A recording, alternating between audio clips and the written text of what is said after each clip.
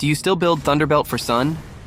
I think you should stop, as it's not the most effective item right now due to the adjustments to his skill 3. We know that Thunderbelt was previously built on Sun because of the slow it provided. However, since Sun's skill 3 now has a slow effect, you no longer need the slow from Thunderbelt. Moreover, the damage and hybrid defense from Thunderbelt are very minimal. You'll barely feel it if you don't build defense items.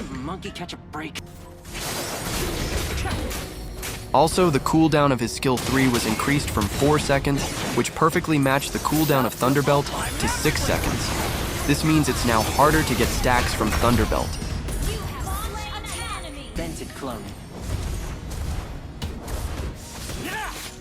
We know that Sun is extremely strong in the late game, and building Thunderbelt means you're sacrificing your early game and waiting for the late game to be effective.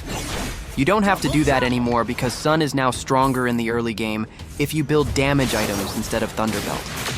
Plus, you can farm items more quickly if you're already strong in the early game.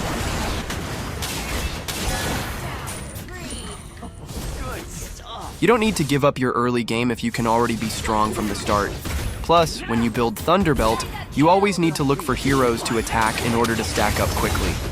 However, Sun's playstyle now should focus more on split pushing. If you fall behind in the early to mid game, it'll be harder for you to recover, and there's a lower chance of even reaching the late game. Thunderbelt is no longer that effective because Sun doesn't go for a tank build. The most effective items for Sun now are either pure damage or hybrid builds, like 3 damage items and 2 defense items.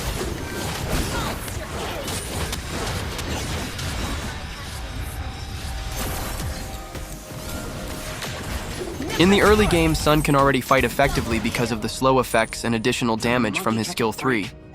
You can even go for Windtalker as your first build since it provides incredible poke damage. With just skill 2 followed by skill 3, you can easily take away half of your opponent's HP. Sun's build offers many variations, but his core items are Windtalker and Corrosion Scythe. Great Dragon Spear is also a great option for him. If you want to build defensive items, Dominance Ice and Athena's Shield are the best choices. On the other hand, if you prefer a full damage build, you can replace those with Sea Halberd and Endless Battle. Just remember, Dominance, Ice, and Sea Halberd should not be used together. If you're unsure which one to choose, I personally recommend Dominance Ice as the better option, especially if the enemies have at least 2 physical damage heroes. You messed with the wrong monkey. For his emblem, I use Weakness Finder, as it synergizes well with his skill 3, instantly activating its effect. However, you can also switch to Quantum Charge if you feel it suits your playstyle better. The Assassin emblem is the best option for Sun, and I personally prefer Master Assassin since I focus more on split pushing. If you're playing as a jungler, of course, you'll need to adjust these choices accordingly.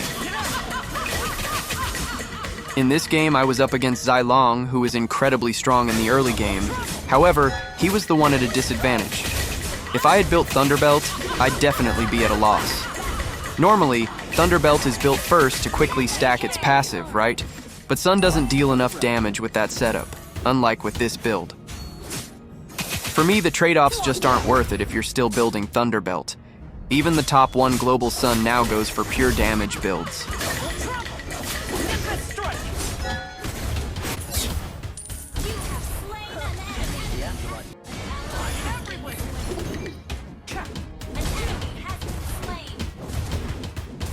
In the early game alone, I was already able to push 2 turrets right away. Then watch what happens to Layla here. Take note, this is still in the early game. Then, I dive under the turret because that hero is pretty much useless once you get close to her. Plus, she was alone. This is exactly why it's hard to play marksman when you're solo.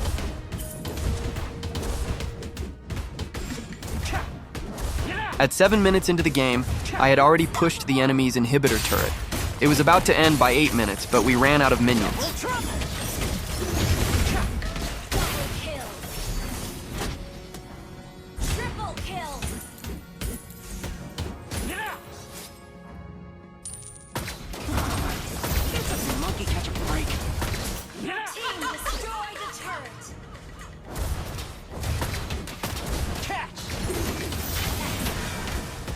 I almost died, but luckily my ultimate was up just in time.